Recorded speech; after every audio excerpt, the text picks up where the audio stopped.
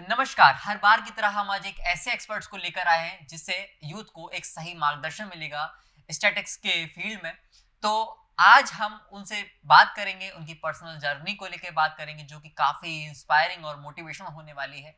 और आप इस फील्ड में कैसे अपना करियर बना सकते हैं, उन सभी पर आज हम चर्चा करने वाले हैं। बने रहिए आज हमारे साथ। नमस्कार मैम, कैसे हो आप? नमस्कार, मैं बिल्कुल बढ़िया हूँ। आप कैसे हैं? मैम मैं बहुत बढ़िया। मैम इस फील्ड में आने से पहले आप भी स्टूडेंट रही होंगी, तो जी, आज ये स्टूडेंट भी देखने वाले हैं इस पॉडकास्ट को जी। और हर उम्र के हर वर्ग के लोग देखने वाले हैं। तो मैं आपकी शुरुआत से शुरुआत करता हूँ। तो आपकी ये जर्नी स्टार्ट कैसे हुई और आप इस फील्ड में कैसे आए? तो मेरी स्टार्टिंग में तो मेरी स्कूलिंग पूरी लखनऊ की ही रही है। हम्म, मेरी पैदाइश पटना बिहार की है जी। क्योंकि उस समय पापा वहाँ थे। फिर 3 साल में मैं लखनऊ आ गई, जो हम्म, कि उत्तर प्रदेश की राजधानी है। और फिर मेरी पूरी स्कूलिंग टिल पीएचडी हम्म, सब लखनऊ में ही हुई है। तो 12th के बाद फिर मैंने बीएससी किया मैथमेटिक्स, स्टैटिस्टिक्स और कंप्यूटर साइंस से। उसके बाद एमएससी किया स्टैटिस्टिक्स से और फिर मैंने पीएचडी किया है स्टैटिस्टिक्स में। ये सब कुछ मेरा लखनऊ यूनिवर्सिटी से हुआ। तो जब आप स्टूडेंट थी क्लास 10th 12th में, क्योंकि जब मैं आपका फैमिली बैकग्राउंड जब मैंने देखा, आपके दादाजी कुलपति रहे हैं और जी, पद्मश्री से भी सम्मानित रहे हैं। जी, जी, जी, तो जी। एक आपका जो लेगेसी, मतलब हम्म। जो लोग इंस्पायर होते हैं किसी को देखकर, तो वो लेगेसी आपके घर से ही शुरुआत होती है। जी। तो आपके लिए क्या वो फियर था, डर था कि मुझे उससे आगे करना है? तो डर था या मोटिवेशन था वो? मुझे ये लेगेसी, मैं सबसे पहले तो ये सोचती हूँ कि ऊपर वाले की मेरे ऊपर बहुत कृपा रही, जो मुझे ऐसे परिवार में जन्म लेने का मौका मिला, जिसकी इतनी सुंदर लेगेसी थी। मेरे ग्रैंडफादर, जैसा आपने बताया, वो लखनऊ विश्वविद्यालय, कानपुर विश्वविद्यालय के कुलपति रहे और उनको गणित में पद्मश्री से सम्मानित किया गया। और फिर मेरे पिताजी भी लखनऊ विश्वविद्यालय में जनसंख्या अनुसंधान ओ, केंद्र में एडिशनल डायरेक्टर के पद पे थे। वहाँ से वो रिटायर हुए थे। तो ये इस तरीके की लेगेसी जब आपको मिलती है तो ये आपके लिए एक बहुत बड़ा मोटिवेशन होता है। और मेरे लिए भी ये एक बहुत बड़ा मोटिवेशन था कि मुझे कुछ ऐसा ही करना है, जो अगर मैं उनके जितना नाम ना भी कर पाऊँ, तो कम से कम उनके नाम को आगे ले जाने का प्रयास ज़रूर करूँ। तो ये मेरे लिए एक लेगेसी थी और मैं अपने को इस लेगेसी में मतलब सौभाग्यशाली समझती हूँ कि मुझे ये अवसर ऊपर वाले ने प्रदान किया कि ऐसे घर में मेरा जन्म हुआ। चूंकि आप वर्तमान में लखनऊ यूनिवर्सिटी में आप प्रोफेसर भी, असिस्टेंट प्रोफेसर के रूप में हैं।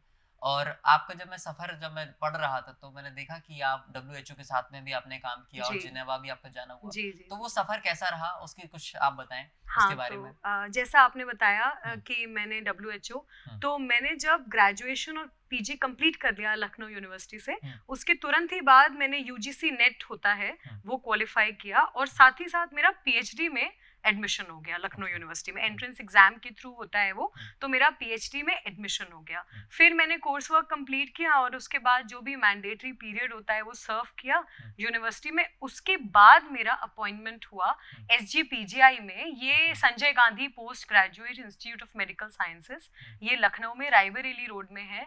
और ये एक ये टर्शरी केयर मेडिकल हॉस्पिटल है, जहाँ पे एडवांस रिसर्च होती है और काफ़ी स्पेशलाइज्ड ट्रीटमेंट दिया जाता है पेशेंट्स को। ओके, पूरे यूपी, इनफैक्ट यूपी क्या, अलग अलग स्टेट से भी यहाँ पे रेफर्ड केसेस आते हैं हम्म, इलाज के लिए। हम्म, वहाँ पे department of biostatistics and health informatics है। हम्म, तो मैंने मतलब पीएचडी के एंट्रेंस और इन सब के हम्म, बाद उसी डिपार्टमेंट में हम्म, मेरा मतलब मैंने as a statistical fellow join किया। उसका भी एक टेस्ट होता है, ओके, तो वो क्लियर करके मैंने वहाँ पे ज्वाइन किया। तो जो जेआरएफ एसआरएफ की फेलोशिप होती है, हाँ, हाँ, उसी तरीके की फेलोशिप वहाँ दी जाती है। और वो मैंने 2012 में अपने मास्टर्स के बाद ज्वाइन, पीएचडी में एडमिशन के ओके, बाद ज्वाइन कर लिया था। हम्म, वहाँ से मेरी रुचि, अगर मैं बोलूँ, तो बायोस्टेटिस्टिक्स फील्ड में डेवलप हुई। हम्म, वहाँ से मुझे पता लगा कि अच्छा, ये भी एक एरिया होता है हम्म, जहाँ से आप डायरेक्ट लोगों की लाइफ को इम्पैक्ट कर सकते exactly, हैं। मुझे एक बार मतलब एक हमारे आइडियल रहे हैं, हम्म, उन्होंने मुझे एक बार ये चीज़ समझाई थी कि लाइफ वही लाइफ होती है हम्म, जो दूसरों की लाइफ को प्रभावित कर सके, टच कर सके। बिल्कुल, ऐसी जिंदगी का कोई मतलब नहीं जो आपने आइसोलेशन में जी करके और खत्म कर दी। वो लाइफ जो कोई बदलाव ला सके, लोगों की जिंदगी को प्रभावित प्रभावित कर सके, लोगों की जिंदगी में सुधार ला सके, उसी जीवन का कोई मतलब है। तो जब मैंने इस फील्ड में मैं एंटर करी और मैंने देखा कि किस तरीके से हमारा सब्जेक्ट, जो स्टैटिस्टिक्स मेरा सब्जेक्ट है, उसका एप्लीकेशन जब मेडिकल साइंस, मेडिकल फील्ड में होता है, तो किस तरीके से हम लोगों की लाइफ्स को डायरेक्ट इम्पैक्ट कर रहे हैं। कोई नया ट्रीटमेंट मेथडोलॉजी आई, अब अगर डॉक्टर्स को ये देखना है कि क्या वो ट्रीटमेंट ज्यादा इफेक्टिव है, ज्यादा इफेक्टिव इन टर्म्स ऑफ जल्दी उससे इम्प्रूवमेंट हो रहा है, या साइड इफेक्ट्स कम है फॉर दैट मैटर, इस तरीके के अगर हमको टेस्टिंग करने हैं, तो ये सब एक डॉक्टर्स की टीम करती है along with statisticians. Proper statisticians उस टीम में इन्वॉल्व रहते हैं। क्यों? क्योंकि कितना सैंपल लेना है, किस तरीके से रिजल्ट्स आ रहे हैं, उनका इंटरप्रिटेशन कैसे करना है, उसमें कौन सी अप्रोप्रिएट टेक्निक लगनी है। तो बिना एक स्टैटिस्टिशियन या टीम ऑफ स्टैटिस्टिशियंस के इस तरीके की कोई भी रिसर्च अपने अंतिम पड़ाव तक नहीं पहुंच पाती है।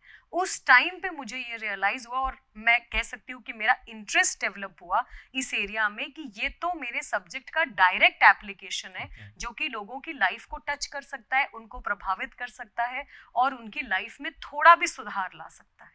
सो अगर हम इसकी बात करें कि स्टैटिस्टिक्स ये क्या है, अगर ये उस वर्ग के लोग भी देख रहे हैं जो नहीं जानते जी, तो जी, आसान भाषा में, आसान शब्दों में हम क्या कहेंगे? मैं सबसे सिंपल भाषा में अगर स्टैटिस्टिक्स को डिफाइन करूं तो मैं बोलूंगी it is playing with numbers. ये शुरुआत ही इस सब्जेक्ट की वहां से हुई, बहुत पहले, जब राजाओं के टाइम पे जब उनको सारे गणना करनी होती थी कि भाई कितना हमारे पास रेवेन्यू आया और क्या क्या चीजें, तो एक जो समरी टाइप की निकलती थी, वहां से इसकी शुरुआत हुई कि कैसे हम समरी बना सकते हैं, कैसे हम गणना कर सकते हैं। अब हर जगह डेटा है, तो उस डेटा को प्रॉपरली इंटरप्रेट भी तो करना है। मुकेश अंबानी जी का एक स्टेटमेंट रहा बहुत कुछ साल पहले, that data is the new oil. जितना कीमती ऑयल है उतना ही कीमती अब डेटा हो गया है। एक जगह और मैंने एक कोट पढ़ा, H.G. वेल्स का नाम आपने सुना होगा, उन्होंने एक बार ये कोट दिया कि statistical literacy will one day be as necessary for efficient citizenship as the ability to read and right.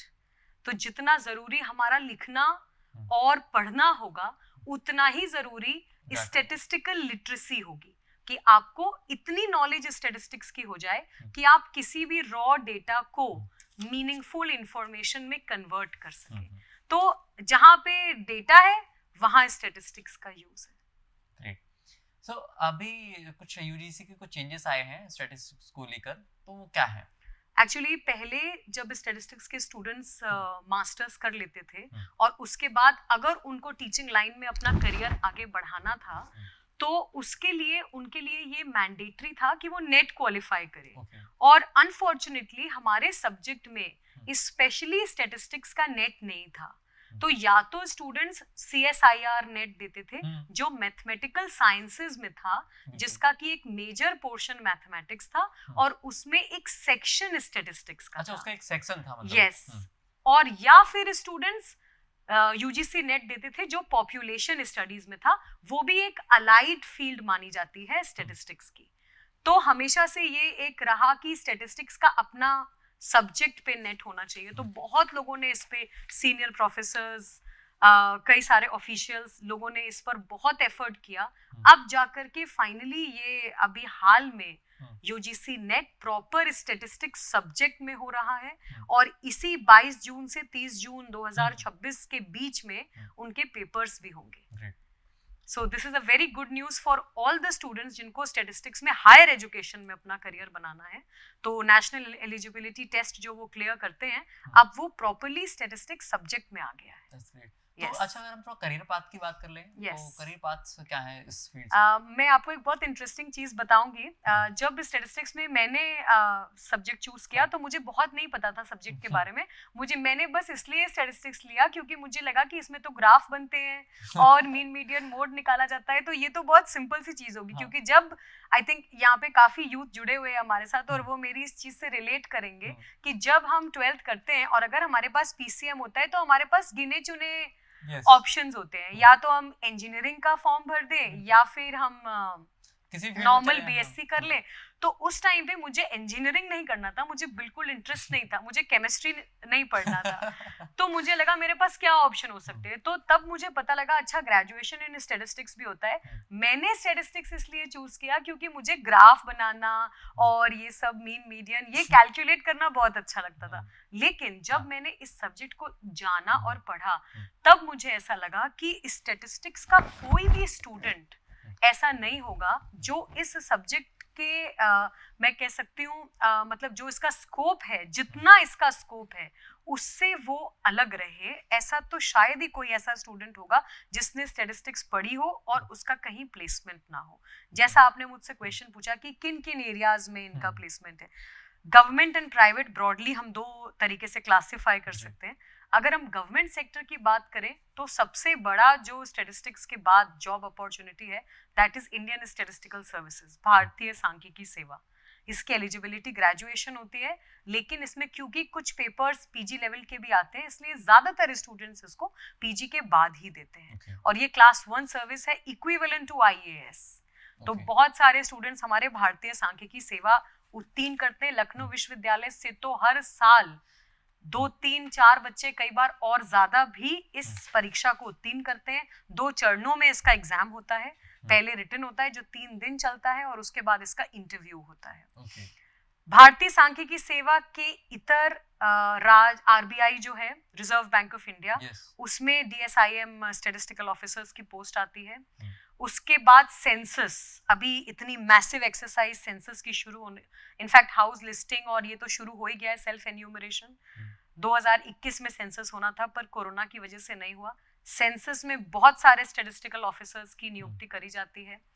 Bank में क्लेरिकल पोस्ट के लिए एसएससी सीजीएल के थ्रू क्लियर करके वो स्टैटिस्टिकल इन्वेस्टिगेटर, स्टैटिस्टिकल ऑफिसर्स।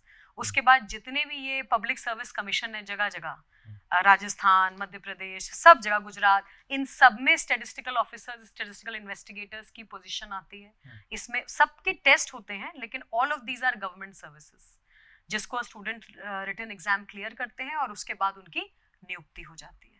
इस तरीके से मेडिकल कॉलेजेस हैं, वहां पे फैकल्टी पोजीशंस, मतलब हर यूनिवर्सिटी में अगर आपने पीएचडी कर लिया है तो वो भी एक फैकल्टी पोजीशन का ऑप्शन होता है।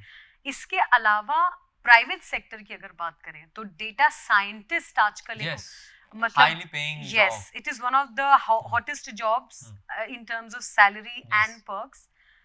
आजकल क्योंकि एआई आ गया है, अभी हम उसके बारे में भी विस्तार से चर्चा करेंगे, लेकिन एआई और कंप्यूटर साइंस की वजह से लोगों के अंदर ये मिसकंसेप्शन आ गया है कि अगर उनका कंप्यूटर साइंस का बैकग्राउंड है तो वो डेटा एनालिस्ट या डेटा साइंटिस्ट की जॉब कर सकते हैं। मैं ये चीज जो भी सुन रहा है उन सब तक ये पहुंचाना चाहूंगी, जब तक आपके स्टैटिस्टिक्स के फंडामेंटल क्लियर नहीं है तब तक आप ये जॉब नहीं कर सकते। कंप्यूटर आपकी चीजों को सपोर्ट कर सकता है, it's a software that will help you to analyse, लेकिन क्या रन करना है, कैसे एनालिसिस करनी है, ये सारी चीजें तो आपको आपका स्टैटिस्टिक्स सब्जेक्ट ही बताएगा। तो business analyst, data analyst, data scientist, ये मल्टीनेशनल प्राइवेट कंपनीज में जितने भी ये सब जॉब हैं, ये सारे प्योरली बेस्ड हैं ऑन स्टैटिस्टिकल नॉलेज। सॉफ्टवेयर्स होते हैं स्टैटिस्टिक्स में काफ़ी, उन सॉफ्टवेयर्स की आपको कितनी साउंड नॉलेज है, अजम्पशंस आपको पता है कि नहीं पता है, कौन सा टेस्ट कब लगना है, कैसे उसको एनालाइज डेटा को करना है, तो ये सारा ये फंडामेंटल आपको तभी क्लियर हो सकता है जब आपके सब्जेक्ट के फंडामेंटल क्लियर है। ओके, तो प्राइवेट सेक्टर, गवर्नमेंट सेक्टर, ऐसे मतलब हर जगह there is lot of scope. Yes, okay. So अगर मैं थोड़ी सी आपकी जर्नी को लेकर बात करूं, क्योंकि एक आप सक्सेसफुल आप हैं, मैं एज अ देख पा रहा हूं, जब मैंने आपकी बैकग्राउंड हिस्ट्री पढ़ रहा था तो मैंने देखा कि आपने इतनी जगहों पे अपने काम किया, आपका तो आपने एक रोड मैप एकदम जीरो से एकदम से हीरो वाला बता दिया, बट इसके बीच में भी आपको कई सारे चैलेंजेस आए होंगे। तो उन चैलेंजेस पे मैं बात करना चाह रहा हूँ कि वो चैलेंजेस कैसे आप आए और आपने कैसे फेस किया, क्योंकि आजकल ना कि जो यूथ है उसके पास बहुत ज़्यादा चैलेंज ये रहता है कि अगर जॉब नहीं मिली तो क्या, अगर मैं जो पढ़ रहा हूँ अगर मैं वो नहीं कर पाया तो क्या, तो बहुत सारे चैलेंजेस आते हैं जिसमें एंजाइटी हो गया, पीयर प्रेशर हो रहा होता है, तो उस सब को मैनेज कैसे करें? मैं यूथ जो भी सुन रहे हैं उनको यही बोलना चाहूंगी कि लाइफ कभी किसी की भी इजी नहीं होती। हमें जो दिख रहा होता है ऐसा जरूरी नहीं है कि लाइफ में सबकी एग्जैक्टली वैसा ही हो रहा हो। अंदर में सबकी लाइफ में अपने टाइप के स्ट्रगल होते यस, हैं, अपने टाइप के। लेकिन जो जैसे कहते हैं ना, विक्टोरियस वही इमर्ज कर सकता है जो अंदर से स्ट्रांग होता है। और ये जो स्ट्रेंथ आती है, जिसकी मैं इनर स्ट्रेंथ और रेजिलियंस की बात कर रही हूँ, ये आपको कोई स्कूल, कोई विद्यालय, विश्वविद्यालय कहीं से नहीं सिखाएंगे। ये आपको आपकी लाइफ के अनुभव सिखाएंगे। जैसे जैसे आप लाइफ को बोल्डली फेस करेंगे, मेरी लाइफ में भी बहुत चैलेंजेस आए, कई बार मैंने जो सोचा वो मुझे तुरंत नहीं मिला, कई बार बहुत लेट मिला, लेकिन मैंने पेशेंस कभी लूज नहीं किया। पेशेंस। आजकल के यूथ की सबसे बड़ी प्रॉब्लम है, उनके पास पेशेंस नहीं है। अगर रील भी 6 सेकंड 10 सेकंड से ज्यादा 30 सेकंड तक हो जाती है तो वो स्वाइप होकर के नेक्स्ट रील पे पहुंच जाते हैं। तो मुझे लगता है पेशेंस एक ऐसी वर्च्यू है जो हमको, जब ऊपर वाले ने हमको पैदा किया है तो हमारे लिए कुछ तो सोचा होगा जो हमारी अपनी सोच के बहुत बियॉन्ड होगा। मुझे टीचिंग लाइन में नहीं आना था, मेरा एम, मुझे प्राइवेट सेक्टर में जाने का मन था, but now each and every day I am thankful to almighty कि मुझे इस प्रोफेशन के लिए उन्होंने चुना, क्योंकि जो इम्पैक्ट एक टीचर डाल सकता है वो इम्पैक्ट और कोई नहीं डाल सकता। हम जेनरेशंस बनाते हैं। तो मैंने ये नहीं सोचा था, पर मेरे लिए ऊपर से लिख के आया था। तो मैं यूथ से यही कहना चाहती हूँ कि हो सकता है जो आपने सोचा हो वो उस टाइम पे ना हो रहा हो, पर इसका मतलब ये नहीं है कि आपके लिए कुछ अच्छा, आपके लिए कुछ बहुत अच्छा लिखा हुआ है इसलिए वो चीज जो आपने सोची है वो नहीं हो रही है। इसलिए प्रोसेस को ट्रस्ट करें, ऑलमाइटी को ट्रस्ट करें और अपने अंदर पेशेंस रखें। Patience, yes. यस, बहुत इंस्पिरेशनल लग रही है बात है कि आप यूथ को, आप जो कनेक्ट कर रही हैं बात को लेकर, मैं काफ़ी रिलेट कर पा रहा हूँ, क्योंकि पेशेंस वही चीज़ है। क्योंकि जब इंसान, जब बच्चा माँ के घर में होता है तो उसको भी 9 महीने लग रहे होते हैं। बिल्कुल बिल्कुल। लेकिन आज एआई का जमाना है, तो एआई में आजकल लोगों को सब्र नहीं है। जो चीज़ें उनको लगता है कि टीचर पढ़ा रहा है, हाँ, यार क्यों पढ़ूं, इससे अच्छा है मैं समरी निकाल लेता हूँ, कोई वो बिल्कुल। क्यों पढ़ूं, उससे अच्छा है मैं 5 मिनट में समरी देख लेता हूँ उस बुक बिल्कुल। की।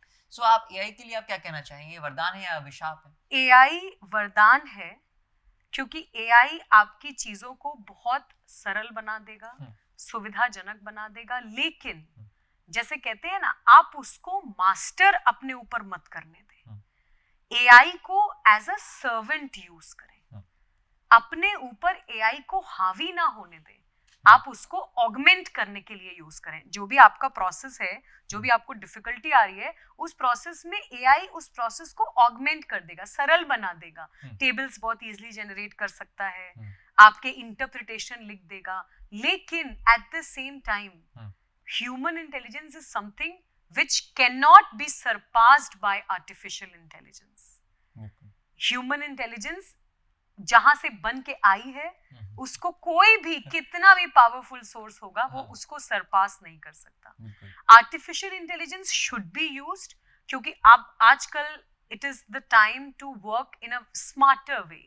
हार्ड वर्क का तो खैर कोई शॉर्टकट ही नहीं है, but at the same time you also need to be smart to be more efficient. उसके लिए you should use AI, but it should only be there to support and not to master you. जिस दिन आपने AI को अपने ऊपर master करने के लिए परमिशन दे दी, उस दिन आप, जो आपको थोड़ा बहुत आता भी होगा ना, वो भी आप नहीं कर पाओगे।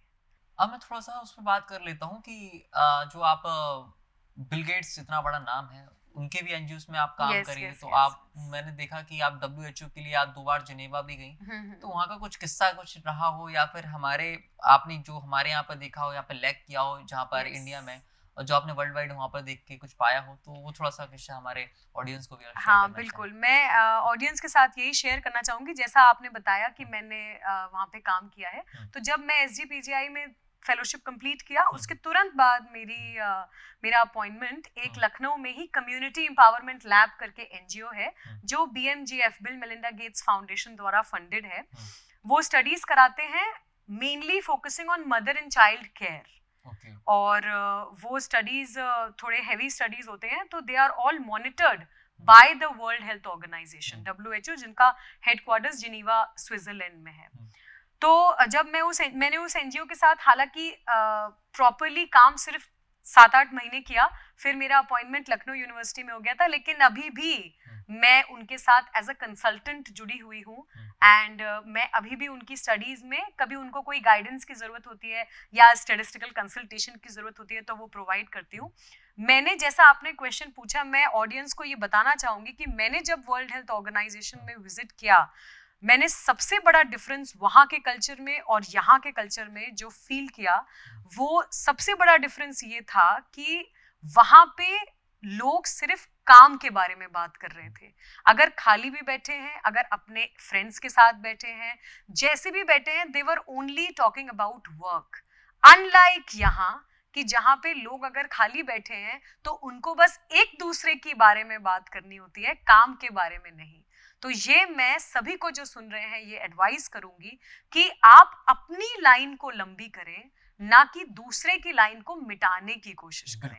अपने काम को बेहतर बनाएं ताकि आपका नाम बड़ा होगा तो अपने आप आपके परिवार का, आपके माता पिता, घर, संस्था जहां से आपने शिक्षा दीक्षा ग्रहण करी है, सबका नाम आगे बढ़ेगा। तो दूसरे की लाइन ना मिटा के अपनी लाइन को आगे बढ़ाने की कोशिश करें। बहुत खूब मैम। अब आपने घूमने की बात करी है कि आपने इतना इंटरनेशनली आप घूम रखी हैं, आपने वहाँ सीखा है, तो मैं जानना चाहूंगा कि हमारे बुंदेलखंड विश्वविद्यालय में आकर आपको कैसा लगा? मुझे बुंदेलखंड विश्वविद्यालय में आके बहुत अच्छा लगा। मैं पहले भी 3-4 बार यहाँ आ चुकी हूँ और एक बार तो मेरा एक प्रोजेक्ट था जिसके लिए मुझे वो NEP पर ही था, जो नेशनल एजुकेशन पॉलिसी है, उसके इम्प्लीमेंटेशन इम्पैक्ट पर था। तो मैं उसके लिए डेटा कलेक्शन करने आई थी। मुझे यहाँ के बच्चे में 2 क्वालिटीज बहुत अच्छी लगती हैं। एक तो बहुत ही सिंसियर स्टूडेंट्स हैं, जो कि मुझे बहुत अच्छा लगा कि मतलब वो अपने काम के प्रति, एजुकेशन के प्रति बहुत सिंसियर है। और दूसरा मुझे ये भी लगा कि यहाँ के स्टूडेंट्स बहुत हार्ड वर्किंग है। अगर उनको अपॉर्चुनिटीज और बहुत अच्छी मिलती जाएंगी तो they will flourish a lot. तो मुझे यहाँ के बच्चे, एनवायरनमेंट, मतलब मैं इसीलिए बार बार आती हूँ क्योंकि मुझे ये विश्वविद्यालय पसंद है। तो हमारे साथ विश्वविद्यालय की जो असिस्टेंट प्रोफेसर भी जुड़ी हुई हैं, हम उनसे भी थोड़ा सा जानेंगे। तो मैम, हमारे यूनिवर्सिटी के स्टूडेंट्स हों, चाहे फिर वो कहीं के भी स्टूडेंट्स हों, है तो छात्र ही, तो उन सबको मार्गदर्शन देने के लिए कुछ 2 शब्द, 2 लाइन आप। मैं छात्रों से 2-3 चीजें बोलना चाहूंगी। सबसे पहली चीज तो मैं ये बोलूंगी that every human being is a great possibility. ये चीज सबको समझनी पड़ेगी कि आपके अंदर इमेंस पोटेंशियल है और आप लाइफ में बहुत कुछ कर सकते हैं, बस कभी निराश नहीं हुई है। मतलब मेरी भी लाइफ फुल ऑफ चैलेंजेस रही, इट वाज नॉट इजी। और मैं ये कहूँगी कि मैंने जो सीखा वो अपने स्वयं के अनुभव से सीखा। और मेरी माँ मतलब अब वो नहीं है, वो एक चीज़ बहुत कहती थी, तो मैं यही लाइन सब बच्चों से बोलना चाहूँगी कि खुद ही को कर बुलंद इतना कि हर तकदीर के पहले खुदा बंदे से ये पूछे, बता तेरी रजा क्या है। तो मुझे लगता है कि अपने आप को, सारे यूथ को जो भी सुन रहे हैं, उनको अपने आप को इतना मजबूत करें in terms of skill set, in terms of inner confidence, strength, resilience, और ये आपको लाइफ की कठिनाइयां झेल के ही आएगा। डरे नहीं, पीछे नहीं हटे। God help those who help themselves. तो जब तक आप खुद की सहायता खुद नहीं करेंगे, ऊपर वाला भी आपकी सहायता नहीं करेगा। पीछे नहीं हटे, लड़ते रहें। ऊपर वाले ने आपको जन्म दिया है तो आपके लिए निश्चित ही कुछ बहुत बेहतरीन सोचा होगा। लगे रहें और आपको रिवॉर्ड्स इस तरीके से मिलेंगे लाइफ के कि आपने सोचा भी नहीं होगा। बस हिम्मत ना हारे, लगे रहें और ऊपर वाले पर भरोसा रखें। हिम्मत मर्दा मदद खुदा। बिल्कुल बिल्कुल।